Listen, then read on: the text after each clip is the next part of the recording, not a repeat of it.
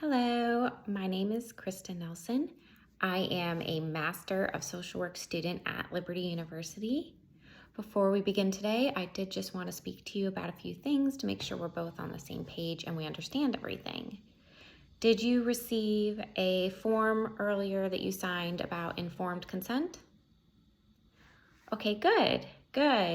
I do want to talk about that to make sure that you fully understand everything that was in that form and that there's no confusion so that you do not feel confused or blindsided later on if anything does come up. The first is that I want to make sure you understand that this is a safe space to share whatever you wish. I am a safe person to speak to, and I will not share your information with anyone else. However, there are a few times where I do need to receive outside help under certain circumstances. That would be that I am a mandated reporter.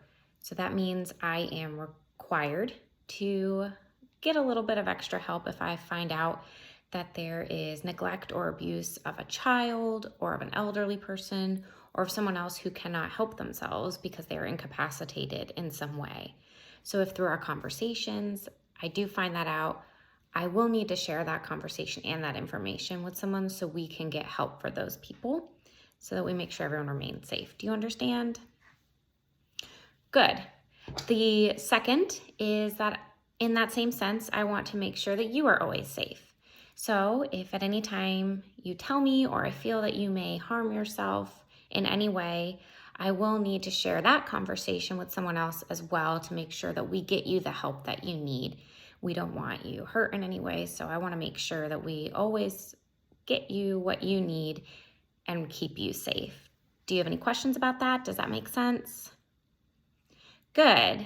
And again, in that same mindset, I want to make sure we keep others safe as well. So again, if you tell me or I feel like you're going to harm someone else or someone else is in any type of imminent danger, I will need to share that conversation and get help for those people. We want to make sure they're remaining safe as well. All of that does still create the mindset of a safe space for you. That means we want to make sure you remain safe, but we also want to make sure those around you remain safe as well. So those would just be a few times that I would share that information with other people so that we can make sure that you and everyone else around you are safe.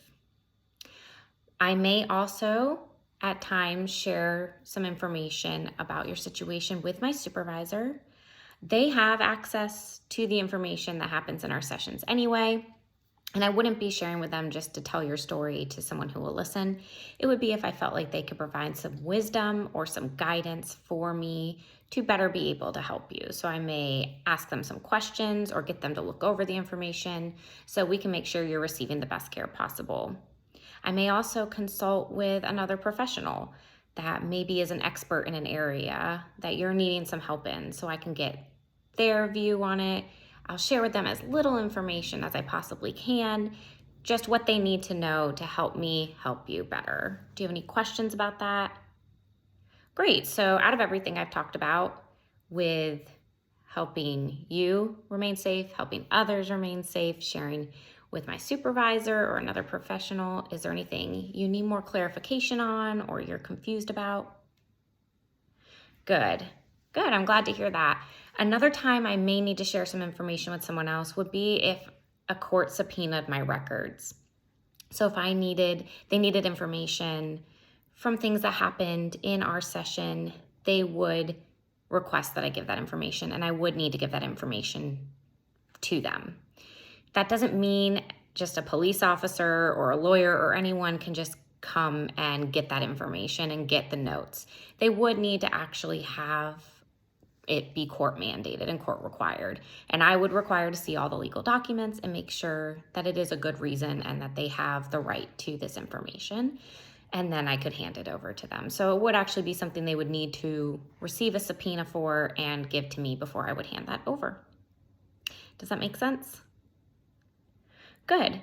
And again, I just want to make sure this is a safe place for you. You feel safe. I don't want you to be confused or feel blindsided or feel like I didn't tell you anything. So those are just some of the areas where I would need to break our confidentiality that I do keep very seriously. If I even see you in public, I'm going to pretend I don't know you, but I don't want you to feel blindsided. So if there's at any point a situation where I feel I do need to bring someone else in for help, like I feel like you are in danger or someone else is in danger, I will let you know that this is what's going to be happening, and I will speak to you about it so we can get everyone the help they need. You won't have to feel like it's just happening to you. You're going to get help. In the same mindset, if I feel like I need to speak to my supervisor or another professional and I do consult with them, when I come back and speak to you, I'll let you know that this is information I received from my supervisor, or I spoke to another professional about this and this is their ideas about what we can do to help you. Again, I want you to make sure it's a safe space. These are all areas where we're trying to keep both you and others safe, and I don't want you to feel like you can't share anything. I want to make sure that you know that I am happy to listen, and I will make sure that you are always safe and that your information is kept confidential unless there's very specific reasons I need to share it with someone else. If you don't have any further questions about anything, I'd be happy to start to get to know you.